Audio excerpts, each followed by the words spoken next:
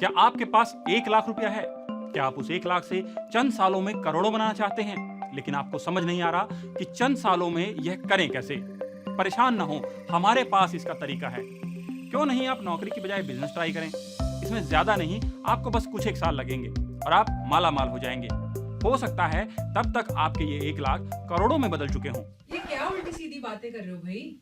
ओह, माफ कीजिए, मैं जरा भावनाओं में बह गया। दरअसल ये कहानी हमारे और आपके लिए नहीं है, ये बात इन नेताजी पर लागू होती है। ये कहानी शुरू होती है 2004 से, जब अटल बिहारी वाजपेयी की सत्ता से विदाई हो रही थी। शाइनिंग इंडिया की शाइन फीकी पड़ गई थी। इस बीच उनके ऑफिस का एक कर्मचारी अटल जी के पास आता है, कहता है कि वो कांग्रेसी प्रधानमंत्री के अधीन काम नहीं करना चाहता। इसके बाद ये शख्स साल 2006 तक वाजपेयी के निजी सचिव के रूप में काम करता रहा। बाद में यही शख्स आज के प्रधानमंत्री नरेंद्र मोदी की सरकार का चहेता बन गया और साथ ही बन गया एक बिजनेसमैन जिसके हाथ में है करोड़ों की संपत्ति। ये रेल मंत्री अश्वनी वैष्णव की कहानी है। वैष्णव ब्यूरोक्रेट से टेक्नोक्रेट उद्योगपति और फिर राजनेता बने। इनकी राजनीति में एंट्री बहुत ही दिलचस्प घटनाओं से भरी है। साल 2019 की बात है, तब ओडिशा की सत्तारूढ़ पार्टी बीजू जनता दल और उसकी प्रतिद्वंदी पार्टी भाजपा ने मिलकर वैष्णव को राज्यसभा भेजा।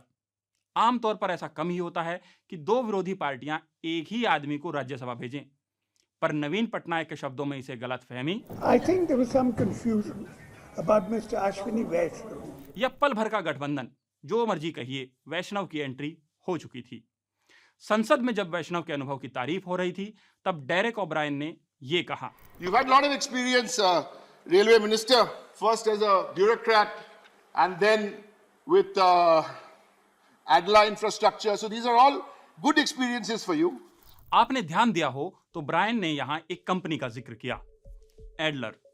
मेरे साथी प्रत्युष और कमलेश ने इसी एडलर की पड़ताल की और हमें जो मिला वो चौंकाने वाला है। हमें पता चला कि एडलर मात्र 1 लाख रुपए के निवेश से शुरू हुई। कुछ ही सालों में अश्वनी वैष्णव ने एडलर से 113 करोड़ रुपए से ज्यादा के शेयर हासिल कर लिए।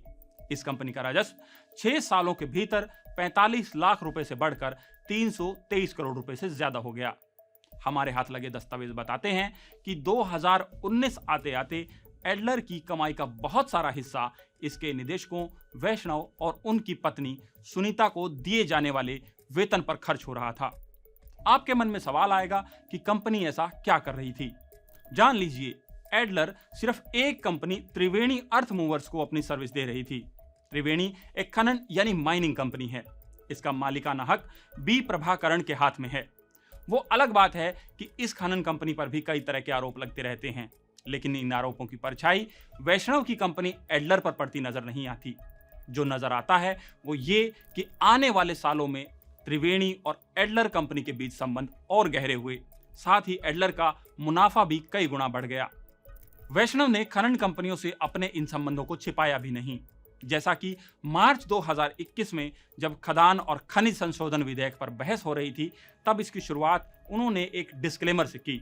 At the outset, I would like to disclose that मेरी रुचि स्टील क्षेत्र की कंपनी में है, जो लौह अयस्क, चूना पत्थर और डोलोमाइट जैसी विभिन्न खदानों से कच्चे माल का उपयोग करती है। अश्विनी की तरह हम भी एक डिस्क्लेमर दे दें कि ये पूरी स्टोरी पढ़ने के लिए आपको न्यूज लॉन्ड्री को सब्सक्राइब करना होगा।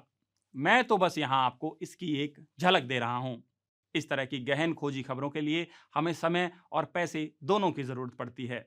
आपका सब्सक्रिप्शन ही हमें ये खबरें करने का हौसला देता है, क्योंकि मीडिया की स्वतंत्रता और निष्पक्षता आपके हाथ में है। ये खबरें आपके हित की खबरें हैं, जैसा कि वैष्णव जी ने भी कभी संसद में अपने भाषण में कहा था। I humbly request this House to take note of importance of protecting freedom of expression and request government to take necessary steps for ensuring freedom of media and dignity of media personnel. सही कहा, लेकिन वैष्णव जी की कहानी जानने के बाद आपके मन में भी सवाल होगा कि आखिर एडलर के चमत्कारिक विकास का पूरा सच क्या है।